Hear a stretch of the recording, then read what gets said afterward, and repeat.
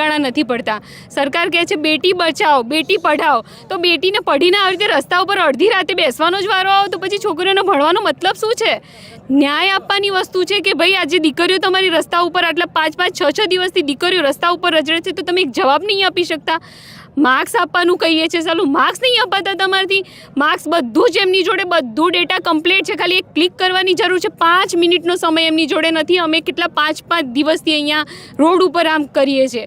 અત્યારે રાત થઈ ગઈ છે, અમને રાતે પરમિશન નથી હોતી 11 વાગ્યા સુધી, એમ કે 11 વાગ્યા પછી બહાર નીકળવાની. અત્યારે અમે લોકો અત્યારે રાતે કેટલા વાગશે, કેટલા દિવસમાં આંદોલન પતશે, અમે ક્યારે ઘરે જશું ને ક્યારે અમારા બાળકોને મળીશું? તમારી તૈયારી ક્યાં સુધી છે આંદોલનની? જ્યાં સુધી અમને અમારી જે માંગણીઓ છે એમાં ન્યાય નહીં મળે ત્યાં સુધી અમે લોકો અહીંયા જ બેઠેલા છીએ. અમે હું છેલ્લા 4-5 દિવસથી અહીંયા છું. અમે 4-5 દિવસથી રજૂઆત સરકારને કરીને અમે થાકી ગયા છીએ સાહેબ. સવારથી હું આમનામ ભૂખી તરસી અહીંયા બેઠી છું. તમે અત્યારે જુઓ, મેં હજી હમણાં હાલમાં જ મેં દવા મંગાવી, મને અત્યારે ચક્કર આવે છે.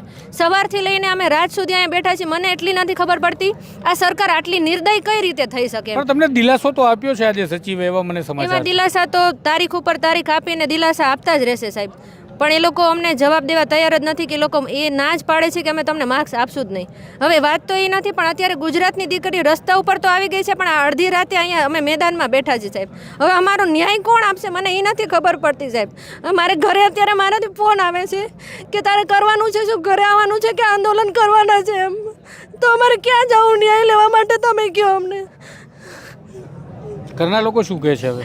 ઘરના લોકો તો ના જ પાડે છે સાહેબ, પણ મેં 2 વર્ષ સુધી મહેનત કરી છે. મારા પગમાં 2 વખત ઇન્જરી આવી ગયેલી છે, પણ 2 વર્ષ સુધી મેં જે ખર્ચો કર્યો છે, મેં મહેનત કરી છે એનું શું? હવે ઘરે એમ કહે છે કે તું ઘરે પાછી આવી જાવ, તો મારી આ 2 વર્ષની મહેનતનું ને પૈસા મેં જે રોક્યા છે એનું શું કરવાનું? અને સવારથી અમારી હાલત આવી છે. આ લોકોને કંઈક ખબર પડે છે કે નહીં? આટલી નિર્દયી કઈ રીતે બની શકે આ સરકાર?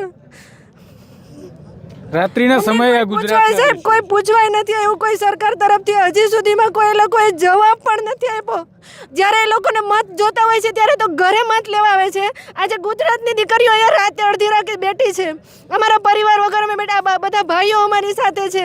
નકર અમારે ક્યાં જવાનું? અમે જઈમાં પણ નથી, જો દવાના આધારે અહીંયા બેઠા છીએ. મને ખુદને અત્યારે ચક્કર આવી રહ્યા છે, છતાંય હું અહીંયાથી હટવાની નથી. જ્યાં સુધી એ લોકો જવાબ નહીં આપે, માર્ક્સ નહીં આપે, ત્યાં સુધી હું તો અહીંયાથી હટવાની નથી. કદાચ કાલ સવારે મને કંઈ પણ થઈ જાય ને તો એની જવાબદાર આ સરકાર હશે. હું સર ભાવનગરથી આવું છું અને અમે કાલ સાંજના 5 વાગ્યાના નીકળ્યા છીએ અને કાલ રાત્રે અમે જે રીતે ગુજારી છે અમને જ ખબર છે. અમે અમદાવાદમાં આખી રાત રહ્યા છીએ અને પછી મોર્નિંગમાં અમે આવ્યા અહીંયા ગાંધીનગર અને સવારના આમ જ છીએ. ભૂખ્યા ને તરસા, પાણીની વ્યવસ્થા તો થઈ જાય છે, બટ અમને જે અમે અમારો ન્યાય લેવા નીકળ્યા છીએ તો સરકાર તો એ સાંભળી જ નથી રહી. સાવ મૂંગા બેરા જેવી થઈ ગઈ છે. અમે એમને અહીંયા બધા ઘણા બધા ગર્લ્સ છે, ભાઈઓ છે, તો એ બધાને અમે ઘણીવાર સરકારને મીડિયા થ્રુ અમે. પણ બેના તારો પગ તૂટેલો છે છતાં અહીંયા બેસવાની એવી કઈ જરૂરિયાત પડી એમ આંદોલનમાં? હવે અત્યારનું સર જે સિચ્યુએશન છે, મોંઘવારી જે રહી છે, ગર્લ્સને અત્યારે ઇન્ડિપેન્ડન્સ થવાની બહુ જરૂરત છે. હવે ગર્લ્સ ઇન્ડિપેન્ડન્સ નહીં હોય તો એ આગળ જઈ કઈ રીતે શકશે? પહેલાં જે રીતનું હતું કે ગર્લ્સને બહુ બધી પ્રોબ્લેમ્સ થતી હતી, તો અત્યારે ગર્લ્સ પોતાના પગભર થવા માંગે છે.